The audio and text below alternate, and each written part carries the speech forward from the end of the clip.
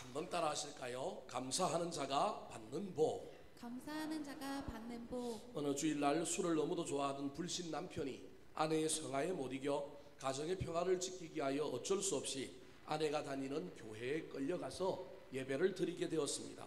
남편은 민박이 훈련하는 셈치고 예배에 따라오기는 했지만 난 예배 안 드리고 들어가자마자 눈 감고 잘 테니 나를 건드리지 말라, 따라온 것만 해도 감사해라, 그렇게 말하고는 예배에 들어가자마자 눈을 감고 자려고 했습니다. 그런데 이상하게도 이 남편이 예배에 왔는데 자지 않는 거예요. 눈을 초롱초롱 뜨고 강대상 앞을 주시하고 있는 것입니다. 너무도 신기하여 이 아내가 왜 그래? 왜 앉아? 그렇게 물었더니 이 남편이 하는 말, 오늘 맥주 주는 날인데 잠자면 안 되지, 공짜 술이 얼마나 맛있는데, 그렇게 대답하는 것입니다. 아마도 이 남편이 맥주 감사절을 맥주 감사절로 오해했던 것 같습니다. 앞에 뭘 차려놓고 뭘 성찬식을 한다 그러고 포도주를 붓고 그러니 자기도 공짜 술 한 잔 얻어먹을 줄 알고 눈을 부릅뜨고 자기도 그 기회를 놓치지 않으려고 예배에 잘 참석했다는 전설 따라 삼천리의 이야기가 있습니다. 오늘이 바로 그 맥주절입니다. 맥주 감사주일은 우리 교회가 여전히 지키고 있는 중요한 절기 가운데 하나입니다. 원래 맥주절은 이스라엘 백성들의 3대 절기, 3대 명절 가운데 하나였습니다. 유월절, 맥주절, 초막절을 바로 이스라엘의 3대 절기라고 합니다. 맥주절은 이름이 또 다른 이름들이 있습니다. 처음 익은 열매, 처음 땅에 들어가서 보리를 추수하여 열매를 드렸다 그래서, 자 앞에 화면을 보여주셔야 됩니다. 초실절이라고 하는 의미가 들어있고요. 또 다른 하나는 유월절이 지나고 난 다음에 7주를 지났다 그래서 오는 절기다 그래서 칠칠절 그렇게 얘기합니다. 77이 49, 그리고 그 다음 날이니까 그래서 또 뭐라고 얘기하느냐 하면 오순절 그렇게 얘기합니다. 이 오순절에 신약에서 마가 요한의 다락방에 예수님의 제자를 비롯한 120명이 기도하다가 뭘 받아요? 성령을 받습니다. 그래서 이 맥주절을 다른 말로는 또 뭐라고 얘기하느냐 하면 성령 강림주일 그렇게 이야기합니다. 근데 우리 이미 오순절 성령 강림주일 지났잖아요. 원래 맥주절이 오늘 우리가 지키는 이 기간이 아니고 앞에 있는 절기인데, 이 절기를 우리 한국교회 초대교회 지도자들이 어디로 갖다 놨느냐 하면 7월 첫째 주 뒤로 좀 미루어서 갖다 놓았단 말이에요. 원래는 이 기간이 아니고 원래는 오순절인데 한국 상황에 맞게끔 구약의 맥주절을 한국의 맥주절로 지키면서 날짜를 조금 뒤로 미룬 거예요. 그렇게 미룰 수밖에 없었던 이유는 우리나라의 농경사회 문화와 관련이 있습니다. 한 해의 전반기는 보리 수확을 하였고 한 해의 후반기는 쌀 수확을 하였던 이모작의 문화가 우리 민족 가운데 있었습니다. 그런데 우리나라의 보리 추수가 언제 하느냐 하면 적어도 4, 5월을 지나고 6월달이나 뭐 이 정도 돼야 보리 추수를 하는 거예요. 이 보리 추수가 끝나야만이 우리 입장에서는 맥주절이라고 하는 절기를 지킬 수 있으니, 이 절기를 원래 앞에 있어야 됐던 절기를 우리 한국교회 지도자들이 어디로 갖다 놨느냐 하면 7월 첫째 주일을 갖다 놓은 거예요.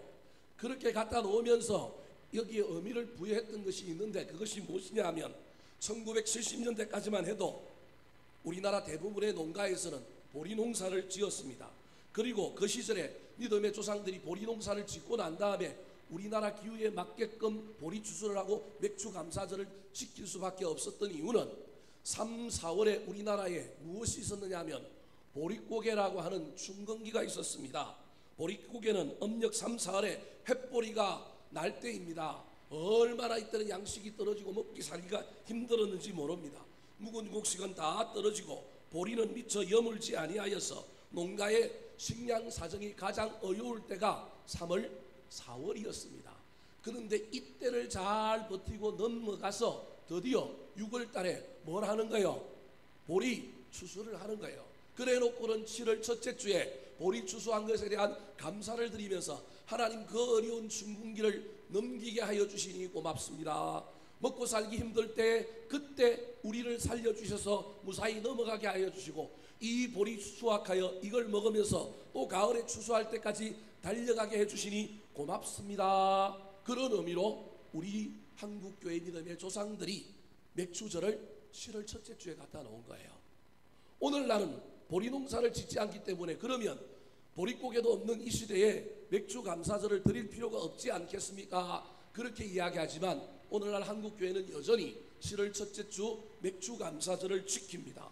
보리농사하지 않지만 그럼에도 불구하고 7월 첫째 주에 맥주 감사절을 그대로 지키는 것은 현대 오늘 살아가는 우리 그리스도인들에게 맥주 감사절이 여전히 의미가 있는 것은 공교롭게도 한 해의 절반을 바라보면서 주님께서 베풀어 주신 은혜에 감사할 뿐만 아니라 또 다른 한 해의 절반을 내다보면서 주여 여기까지 인도하셨으니 장래에도 인도해 주십시오. 결단하며 헌신하는 아주 도움이 되는 신앙의 절기이기 때문에 우리가 여전히 이 절기를 지키고 있는 것입니다. 사랑하는 성도 여러분, 그래서 오늘 첫째 주일이 참 중요합니다. 지나온 한 해를 잘 돌아보시고 우리 주님께 감사하시기 바랍니다. 뿐만 아니라 남은 한 해의 절반을 바라보면서 주여 인도하여 주시옵소서, 주여 이루어 주시옵소서, 주여 복을 주시옵소서 우리 주님께 기도하며 나아가는 저와 여러분 되시기를 우리 구주 예수 그리스도의 이름으로 축원합니다.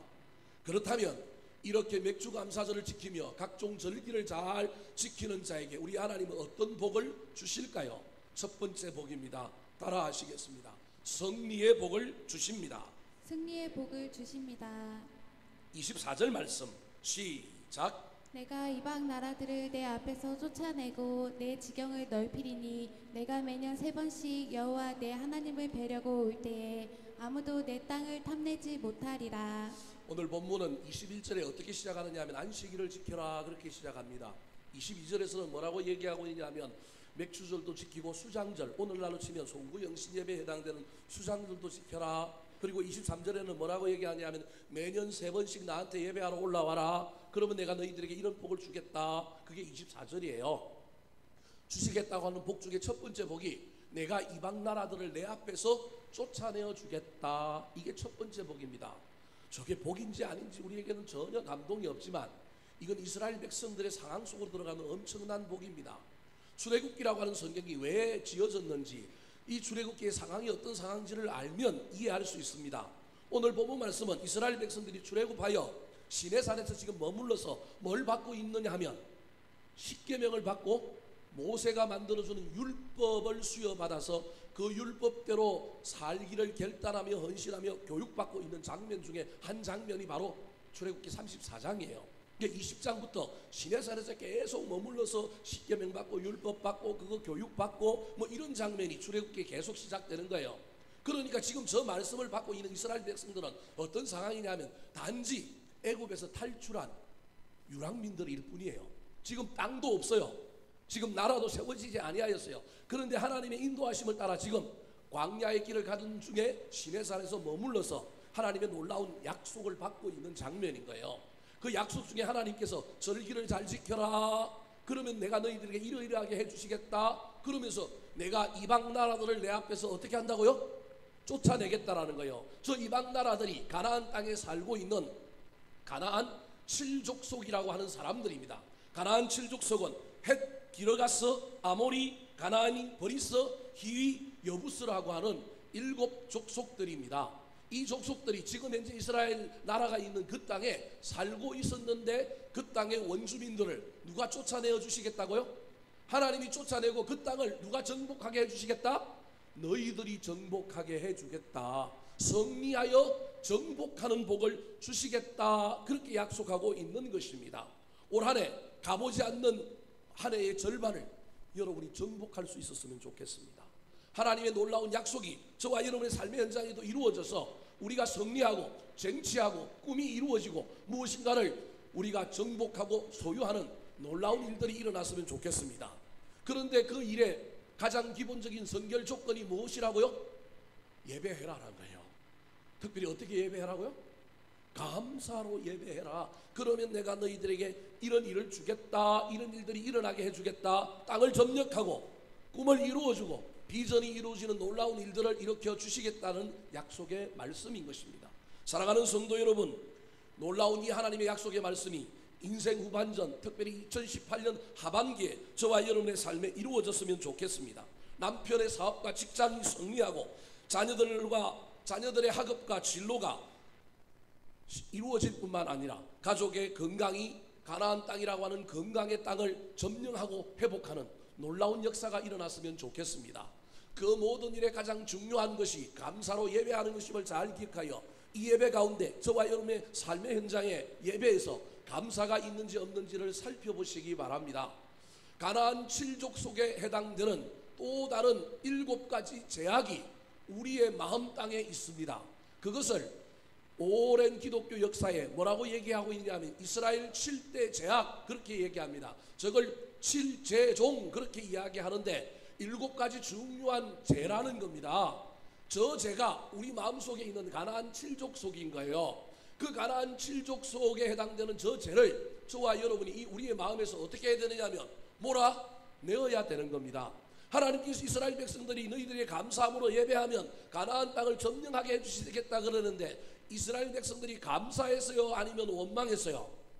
감사하지 않고 인생의 강약길에서 저와 여러분처럼 그들은 광야길을 가는 동안에 가나안 땅을 앞두고 원망하고 불평했습니다. 하나님이 감사하면 쫓아내 주신다. 하나님이 감사하면 주시겠다. 감사로 예배드리라 그랬는데 그들은 감사하지 않고 원망하고 불평함으로 말미암아 가나안 땅 1세대는 못 들어갔단 말이에요. 사랑하는 성도 여러분 마찬가지입니다. 저와 여러분이 이 땅에서 살아가는 동안에 우리 인생의 강약길에서 우리가 승리하고 정복하고 꿈을 이루고 비전을 이루기 위하여 감사해야 합니다. 그래서 감사함으로 먼저 우리 마음속에 있는 저 가나안 7족 속에 해당되는 그 기독교의 7대 제약이라고 하는 것을 몰아내야 합니다. 저것과 싸워서 이기는 일이 그렇게 쉬운 일이 아닙니다. 그런데 뭐라고 얘기하고 있느냐 하면 뭐 하면 쫓아낼 수 있다고요? 감사하면 우리 마음에서 쫓아낼 수 있는 거예요. 감사하는 자에게 하나님께서 놀랍게 우리 마음속에 있는 그 가나안 7족 속에 해당되는 그 놀라운 제약들을 물리쳐 주셔서 저와 여러분의 삶의 꿈이 이루어지고 비전이 이루어지고 저와 여러분의 삶의 직장과 직업과 사업과 자녀들의 그 놀라운 땅이 회복되는 역사가 일어난다는 것입니다. 이 약속의 말씀을 잘 기억하여 저와 여러분은 원망과 불평 대신에 감사를 붙드는 남은 인생 되시기를 우리 구주 예수 그리스도의 이름으로 축원합니다. 두 번째, 감사하는 자가 받는 복은 어떤 복일까요? 따라 하시겠습니다. 번성의 복을 받습니다. 번성의 복을 받습니다. 24절 말씀 다시 한번 읽어볼까요? 시작. 내가 이방 나라들을 내 앞에서 쫓아내고 내 지경을 넓히리니 내가 매년 3번씩 여호와 내 하나님을 뵈려고 올 때에 아무도 내 땅을 탐내지 못하리라. 감사하는 자에게 하나님께서는 땅을 주시고 그 땅을 정복하게 해주실 뿐만 아니라 주신 땅의 지경을 어떻게 하신다고요? 넓혀주신다 그렇게 말하고 있습니다. 하나님께서는 출애굽한 이스라엘 백성들에게 이미 가나안 땅 들어가기 전부터 너희들에게 저 땅을 주겠다 그러면서 땅의 경계를 말씀해 주셨어요. 출애굽기 15장에도 나올 뿐만 아니라 특별히 모세가 시내산에서 율법을 받아올 때 하나님은 또 한 번 그 가나안 땅 들어가야 될 가나안 땅의 경계를 말씀해 주셨습니다. 출애굽기 23장 31절 말씀 같이 한번 읽어볼까요? 시작. 내가 내 경계를 호기에서부터 블레셋 바다까지 광야에서부터 강까지 정하고 그 땅의 주민을 내 손에 넘기리니 내가 그들을 내 앞에서 쫓아낼지라. 하나님께서 강야 생활을 하고 있는 이스라엘 백성들에게 주겠다고 약속하신 땅입니다. 땅의 경계를 명확하게 그어 주셨습니다. 저기 보니까 홍해에서부터 저 홍해는 남쪽 경계를 얘기합니다. 이스라엘 국토의 마지막 부분이 어디에 닿아 있느냐 하면 홍해에 닿아 있어요. 홍해. 그래서 이스라엘 나라 가운데 제일 남단 도시가 에일랏이라고 하는 남단 도시가 있는데요. 여기는 가면 지중해가 보입니다. 지중해처럼 보여요. 그래서 이스라엘을 여행한 사람들 중에 제일 마지막에 가는 도시가 어디냐 하면 에일랏이라고 하는 도시인데요. 이 에일랏은 가보면 정말 요트가 떠 있고요. 막 지중해를 연안을 여행하고 온 사람들이 내가 이스라엘에서 지중해를 볼 수 있네? 그런 마음이 들 정도입니다. 물론 사해를 가도 그 분위기를 조금 느낄 수 있지만 사해의 10배 이상의 분위기를 느낄 수 있는 아름다운 이스라엘의 제남단 도시가 에일랏입니다.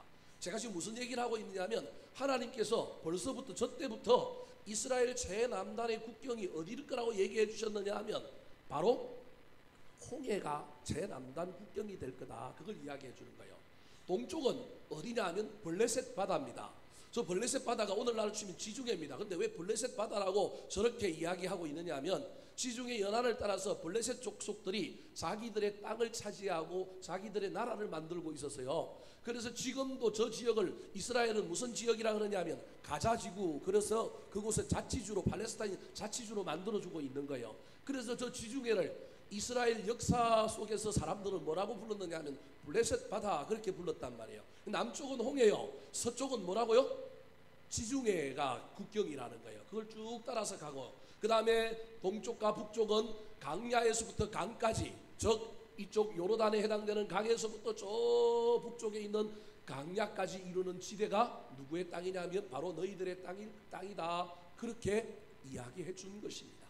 그런데 하나님께서는 그렇게 주신 것만 우리에게 주시기를 원하지 않고 뭐 하시기를 원하시는 분이냐면 더 주시기를 원하시는 분입니다. 여러분 이 말을 잘 기억하시기 바랍니다. 하나님은 복에 복을 더하고 지경을 넓혀 주시기를 원하시는 분입니다. 그런데 전제가 있습니다. 물론 꼭 그 전제가 아니라도 하나님 주시긴 하지만 우리 인간이 그 전제를 충족시키면 하나님은 반드시 주십니다. 그 전제가 무엇이냐면 감사입니다. 감사는 감사를 더하게 되어 있습니다. 감사하면 감사할 일이 생기는 거예요. 그래서 땅을 줬지만 그 땅을 뭐하게 하겠다고요? 넓혀 주시겠다라는 거예요. 감사해라 그러면 기본 구원만 주는 것이 아니라 더 감사할 일을 주겠다. 이 땅에서도 잘 되고 복을 받고 복에 복이 더해지고 지경이 넓어지는 일을 너희들에게 주겠다, 그렇게 말하는 겁니다.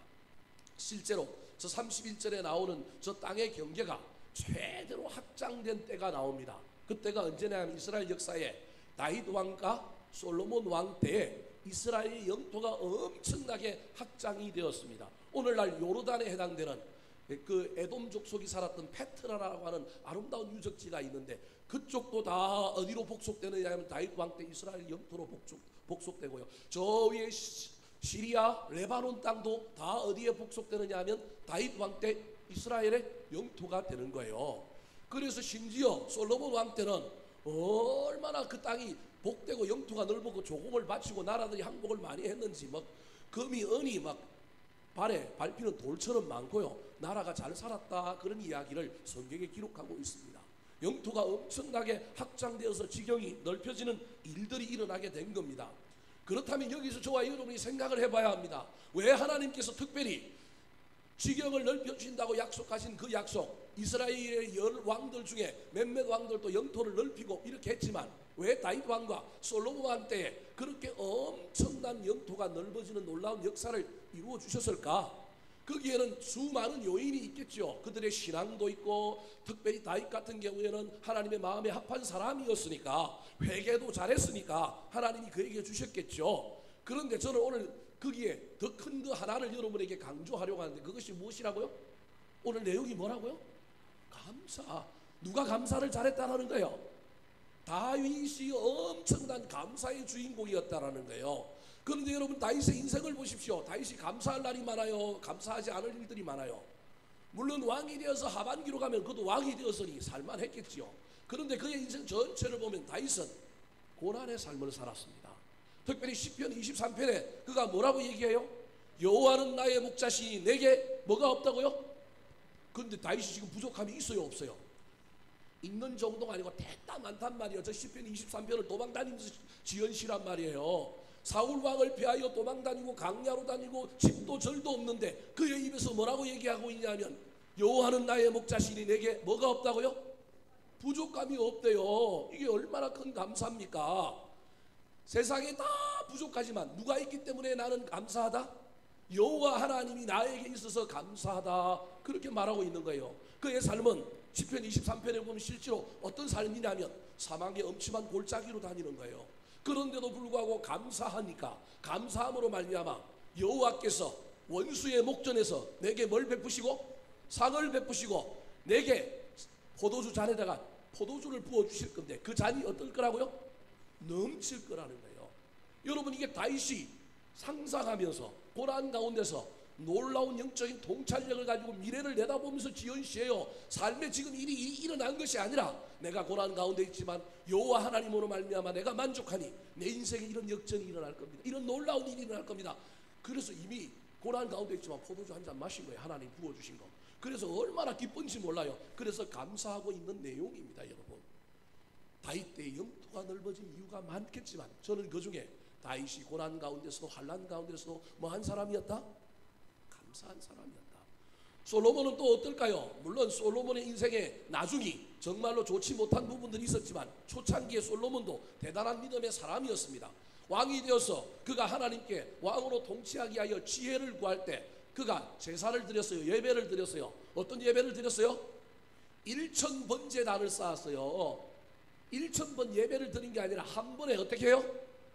1000개의 번제단을 쌓은 거예요. 그럼 쉽게 이야기하면 소를 몇 마리 드린 거예요? 1000마리를 드린 거예요. 부자니까 드릴 수 있죠. 여러분 부자 돼 보세요. 부자면 더 드리기가 힘들어요. 쉽지 않다니까요. 하나님이 그때 그 솔로몬에 보고 그 솔로몬이 막 사치를 했다. 지가 가진 거 드렸으니까 너는 아무것도 아니다. 하나님이 그렇게 얘기하지 않는다니까요. 그 1000번제단을 우리 하나님이 받으시면서 얼마나 기뻐하셨는지 모릅니다. 그래서 그에게 뭐 지혜만 준 게 아니라 뭘 줘요? 수와 부와 그 다음에 장수까지 더하여 주시는 놀라운 일이 일어난 거예요.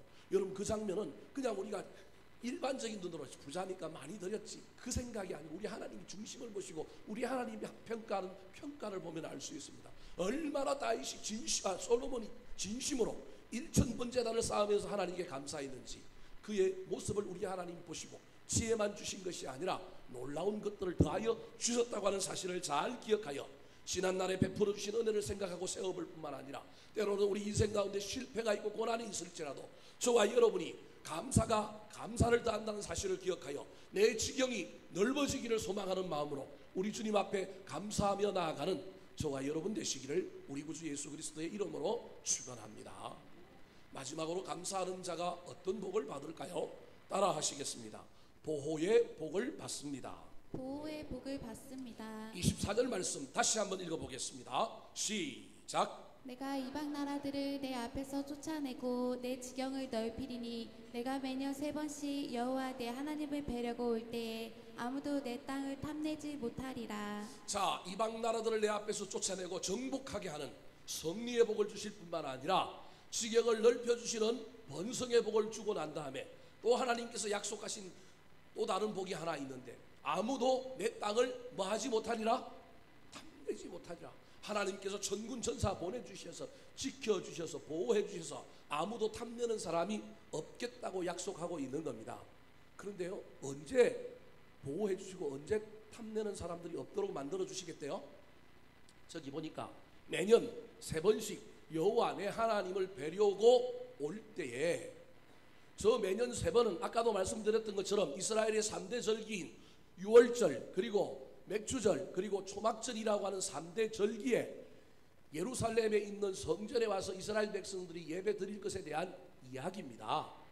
여러분 이스라엘은 고도가 아주 높은 도시일 뿐만 아니라 예루살렘은 고도가 높은 도시일 뿐만 아니라 거기는 사람들이 그렇게 많이 살지 않았습니다. 요세푸스라고 하는 역사가의 표현에 의하면 거기 많이 살았으면 5만 살았대요. 5만. 오늘날 한국도 시가 되려면 인구가 얼마 돼야 되느냐 하면 5만이 넘어야 시로 인정을 해줍니다. 그래서 어떤 시가 뭐 인구가 줄어들려면 부도로 내려가야 된단 말이에요. 그래서 그 도시 출신의 사람들에게 막 전화가 와요. 시청에서 전화가 와갖고 막 뭐라고 그래요? 주소 좀 옮겨달라고. 당신 고향 사랑하지 않느냐? 우리 고향이 위기다. 5만 명에서 인구가 떨어져가면 얼마 되느냐 하면 4만 명 이렇게 되고 막 조금 더 떨어지면 바로 행정자치부에서 이제는 시가 아니고 뭐가 되는 거예요? 군이 되는 거예요. 그러니까 그걸 방지하기 위하여 얼마나 전화들을 많이 하는지 모릅니다. 제가 이런 전화를 몇 번 받아봤거든요. 그래서 아는 거예요, 여러분. 예루살렘이 그렇게 많은 도시에 많은 사람들이 살는 도시가 아니었다라는 거예요. 그런데 이런 명절만 되면 몇만 명이 몰려오느냐 하면 요세푸스의 기록에 의하면 200만 명이 몰려온답니다. 200만 명. 그러면 이 200만 명이 어디서 몰려올까요? 해외에서도 오지만 이스라엘 산지 각처에서 사람들이 산 넘고 물 건너 돈 많은 사람들은 낙타 타고 오겠지만 수 없는 길을 걸어오는 거예요. 여러분 우리 예수님이 아기 예수였을 때 특별히 우리 예수님이 성인신을 행하시기 위하여 나사렛에서 어디로 오느냐 하면 예루살렘으로 옵니다. 그때 성경에 보면 며칠 길을 걸었다고 누가복음에 이야기하고 있냐면 사흘 길을 걸었대요. 그러니까 갈릴리에서도 얼마나 걸리느냐 하면 사흘 길이 걸리는 거예요. 왕복 그렇게 걸리는 거예요. 그러니까 얼마나 먼 거리예요. 교통편이 좋은 것도 아니고 전부 걸어서 와야 되는데 이 도시에 수많은 사람들이 온단 말이에요. 근데 문제는 그때 그 사람들이 뭘 버려두고 오느냐 하면 자기 집을 그대로 두고 자기 토지, 소산 뭐 이런 걸 다 두고 누구한테 예배하러 와요? 하나님께 예배하러 오는 거예요. 그때 이웃이 다른 사람들이 대적들이 자기 집을 부서뜨리고 무너뜨리고 자기 토지의 소산들을 가져가는 일을 하나님이 어떻게 하게 해주겠다고요? 지켜주시고 보호하게 해주겠다는 거예요. 여러분 이걸 현대적으로 설명하면 이렇습니다. 주일날 장사하지 않고 예배해도 네 장사 망하지 않게 해주시겠다. 저는 그렇게 해석합니다. 하나님의 약속입니다. 특별히 네가 감사로 제사하면 너 믿음 때문에 하나님께 예배하는 것 때문에 시간이 부족하고 세상 사람들과 경쟁하는 것이 너는 손해보는 것처럼 보일지라도 감사로 하나님께 예배하면 내가 역전시켜줄게. 내가 반전시켜줄게. 내가 이기게 해줄게. 특별히 요식업에 종사하는 사람들은 6일 동안의 장사 아니 5일 동안의 장사보다는 토요일 주일날 장사하는 것이 훨씬 더 많은 경우들이 허다합니다.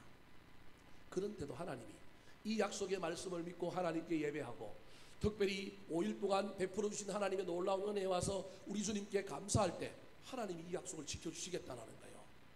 여러분 현대가 바쁘고 현대가 복잡하기 때문에 주일날 장사하고 주일날 일하는 것을 뭐라고 할 수는 없습니다. 전 이상한 목사라서 그런지 모르겠지만 또 이 이야기를 하면 오해하시는 분들이 있을지 모르겠지만 하나님께서 저는 열심히 주일날 교회에 와서 예배드리고 어쩔 수 없이 장사해야 된다면 장사하는 것 우리 하나님이 싫어하시지는 않을 거예요. 여기 와서 열심히 드리고 그 하나님께 예배하는 마음으로 또 사람들을 대하고 장사해야 되는 어쩔 수 없는 상황들이 있다면 하나님께서 그것도 인정해 주시고 복을 주실 거예요. 근데 복을 받으면 어떻게 해야 될까요? 뭐 우리 목사님이 그래도 된다고 그러더라. 그래서 계속 하면 될까요? 그게 아니라는 얘기예요. 제 얘기를 제가 설교 중에 무슨 예화를 들면 사람들이 그 얘기를 본 뜻이 무엇인지를 못 알아듣고 자꾸 한 부분만 따가지고 그랬다더라 그게 맞다더라 엉뚱한 해석을 하는 사람들을 볼 때마다 제가 기가 차고 코가 차고 손에 불을 켜고 하늘로 올라가고 싶을 때가 얼마나 많은지 모릅니다. 그 얘기가 아닙니다. 어쩔 수 없이 우리 믿음이 연약하고 상황 때문에 내가 이런 일을 하더라도 우리 하나님 그거 갖고 저와 여러분을 시비 거실 그런 분은 아니에요. 근데 우리 믿음이 성장하고 성숙하여 할 수만 있다면 이 믿음 가지고 오늘 본문에 나오는 이 이야기처럼 이 믿음 가지고 뭐 하라는 것이 좋을까요? 장사 안 하는 것이 좋지요. 꼭 장사하는 사람들만 이야기해서 죄송하지만 이 믿음 가지고 뭐 하는 것이 두 개가 경합할 때 하나님께 예배하는 것이 훨씬 더 붙들고 요걸 붙들므로 말미암아 손해볼 일이 있고 요걸 붙들므로 말미암아 분명히 세상적인 관점에서는 안 되지만 믿음 가지고 이걸 나가면 하나님께서 뭐하게 해주시겠다? 보호해 주시겠다 약속하셨으니 그것이 내 삶에 이루어지리라. 내가 그 믿음 한번 경험해보리라. 달려가야 한다는 겁니다. 사랑하는 성도 여러분, 저 귀한 약속의 말씀을 저와 여러분이 잘 붙들었으면 좋겠습니다. 하나님께 예배할 때 특별히 감사로 예배하며 나아갈 때 하나님께서 우리의 그 감사에 더 큰 감사를 보태주시어서 지경이 넓어질 뿐만 아니라 때로는 세상의 식가 방식을 따라가면 지름길로 가고 쉽게 갈 수 있지만 우리가 예수 믿음으로 말미암아 정직하게 일하고 때로는 하나님의 식가 방식을 따라 살다 보니까 세상 사람들과 경쟁하면 뒤처질지라도 하나님께 더욱 감사하고 이 믿음 붙들고 나아가면 그들을 이기게 해주실 것이다. 역전시키게 해주실 것이다. 이게 믿음입니다. 믿음이 물리적인 법칙만 따라서 산다면 그게 뭐가 믿음이에요? 열심히 살면 잘 산대. 뭐 세상적인 방식만 따라서 살아가면 그게 무슨 믿음이에요? 그 물리적인 거지. 믿음은 그것을 넘어서는 거예요. 물리의 법칙을 뛰어넘는 것이 믿음이라니까요. 그것을 경험하는 거라니까요. 사랑하는 성도 여러분, 우리 주님의 귀한 약속의 말씀을 믿고 때로는 저와 여러분이 기도하는 가운데 하나님이 나한테 용기를 주시면 그 믿음 말씀을 붙들고 결단하며 도전 한번 해봤으면 좋겠습니다. 바포 목사로 유명한 최일도라고 하는 목사가 있습니다. 청량리에서 열심히 노숙자들을 섬겼던 그 목사가 어린 시절에 이런 이야기가 있습니다. 그의 어머니가 그의 아들을 불러서 일도야 내가 퀴즈를 하나 낼 테니까 한번 맞춰보렴. 무슨 퀴즈인데요? 잘 들어보렴. 어떤 순례자가 산길을 가다가 호랑이를 만났대. 그때 순례자가 하나님 앞에 간절히 이렇게 기도했단다. 하나님, 호랑이가 지나가게 해주십시오. 호랑이의 저 입에서 저를 지켜주십시오. 저는 하나님의 능력을 믿습니다. 지금까지 하나님을 잘 믿고 열심히 달려왔사오니 저를 살려주세요. 살려주세요. 살려주시면 더 열심히 예수 믿고 더 열심히 헌신하며 살겠습니다. 그렇게 기도했다고 합니다. 그런데 그때 이상하게도 호랑이도 입을 열어서 기도했다고 합니다. 이 엄마의 이야기예요. 일도에게. 일도야, 그런데 그때 호랑이도 기도를 이렇게 했대. 하나님, 제가 며칠 동안 배가 고팠는데 일용할 양식을 주셔서 감사합니다. 그렇게 호랑이가 신기하게 기도했대요. 그러면서 이 어머니가 일도에게 묻습니다. 일도야, 하나님은 과연 누구의 기도를 들어주셨을까? 제일도 목사가 어리지만 고민이 되는 거예요. 우리 엄마가 이런 예화를 들었다고 한다면 분명히 의도가 있기 때문에 정답은 뭐예요? 당연히 누가 잡아먹겠을 거냐 하면 일상적이지 않은 게 정답일 거니까 엄마가 이렇게 물었다면 순례자가, 저 기도하는 순례자가 잡아먹혔을 텐데 순례자라고 이야기하기엔 내가 믿음이 없는 것 같고 이상한 것 같고, 그렇다고 해서 호랑이의 기도를 안 들어주고 순례자의 기도를 들어주겠다고 얘기하니까 뭔가 이유를 잘 모르겠고, 그래서 어머니 치마폭을 붙들고 엄마, 정답이 뭡니까? 사흘 동안은 쫄쫄쫄쫄 돌아다니면서 엄마에게 정답을 가르쳐달라고, 그리고 그 정답의 내용이 왜 그것인지에 대하여 설명을 해달라고 이야기를 했습니다. 근데 그의 엄마가 3일 동안 입도 끔찍 안 하고 대답을 안 해주고 깨달음을 주기 위하여 아주 간절한 마음을 주고 난 다음에 그 해답을 통하여 이 제일도 목사에게 훗날 큰 놀라운 일을 경험하게 해주려고 엄마가 3일 동안 아무 말도 안 하고 난 다음에 3일째 되는 날에 일도야, 정답을 알려줄게 그러면서 하는 말이, 일도야, 하나님은 누구의 기도를 들어주셨느냐 하면 호랑이가 순례자를 참으로 맛있게 잡수셨단다. 누구의 기도를 들어준 거예요? 호랑이의 기도를 들어준 거예요. 순례자의 기도를 들어준 게 아니고. 너무 제일도 목사가 놀라고, 엄마, 왜 하나님은 호랑이의 기도를 들어주셨어요? 신앙생활을 열심히 하고 기도를 저렇게 열심히 했고 헌신하겠다고 하는 순례자의 기도를 들어줘야지. 그랬더니 그의 어머니가 뜬금없이 이렇게 얘기합니다. 일도야, 우리 하나님은 청은 기도보다는 감사 기도를 먼저 들으신단다. 여러분, 말도 안 되는 이야기 같지만 이 이야기가 제일도 목사의 인생을 이끌어 갔습니다. 우리 하나님은 우리가 하나님을 막 붙들고 뭘 들어달라고 간구하는 기도도 들어주시지만 우리 하나님 특별히 좋아하는 기도는 어떤 기도다? 감사하는 기도다. 간구하고 청언하더라도 어떻게 간구하고 청언해야 된다? 감사함으로 간구하고 청언하면 들어주시는구나. 그래서 그 이후에 제일도 목사가 장로의 신학대학교 신학과에 들어가고, 그리고 신대원에 들어가고, 그리고 노숙자들을 대하고 뭐 이런 일을 하면서 십몇 년 전에는 그가 다일교회를 내려놔 버렸어요. 다일교회 담임을 안 하고 자기는 그런 일만 하겠다. 자기 은사는 교회가 아니다. 그리고 저기 합동척교회 목사, 제가 잘 아는 부산의 제 친구인데 김유연이라고 하는 친구를 불러가지고 담임을 시켰어요. 그리고 교회랑 이제 이게 분리되고 운영하는데 서로 협력하면서 얼마나 지금 교회가 잘 부흥하고 잘 되는지 몰라요. 자기는 보니까 자기는 담임 목사 감이 아니래요. 자기는 야전 영성이 있었고 뭐 하는 사람이래요? 퍼주고 돌아다니고 일하는 건 되는데 교인들하고 사역하기는 자기가 어울리지 않는다. 그래서 탁 내려놓고 그렇게 하는 거예요. 근데 그의 인생에 가장 중요한, 늘 가슴속에 새겨져 있는 말이, 자기 엄마가 자기의 유언처럼 어릴 때 이야기해줬던 이 감사에 대한 이야기가 그의 삶을 이끌어가는 것입니다. 사랑하는 성도 여러분, 말도 안 되는 이야기 같지만 저와 여러분도 이 이야기를 가슴에 좀 새겼으면 좋겠습니다. 한 해의 절반을 마치고 또 한 해의 절반을 향하여 달려가고 있는 이때 혹시 저와 여러분의 인생에 감사를 잊어버리지는 않았습니까? 하나님에 대한 감사, 사람에 대한 감사, 교회에 대한 감사, 우리 주변에 있는 여러 사람들에 대한 감사를 잊어버리고 살고 있지는 않습니까? 감사를 잃어버린 자에게 하나님께서 더 큰 감사를 주기가 쉽지 않다는 사실을 잘 기억하시기 바랍니다. 우리가 지금 감사의 씨를 뿌리면 우리의 남은 날들과 오는 세대에 하나님께서는 감사의 열매, 축복의 열매를 주렁주렁 맺히게 만드실 것입니다. 감사는 분명히 우리의 미래를 바꾸고 우리의 운명을 바꿀 것입니다. 감사는 마치 수증기와 같아서 하늘로 올라가서 모이고 모여서 구름이 될 것입니다. 그리고 언젠가는 그 구름이 은혜의 단비가 되어 다시 우리에게 돌아올 것입니다.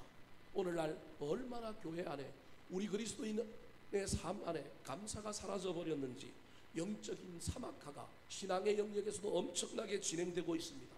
이 땅에 원망의 황사가, 불평의 미세먼지가 가득한 영적인 환경이 되어버렸습니다.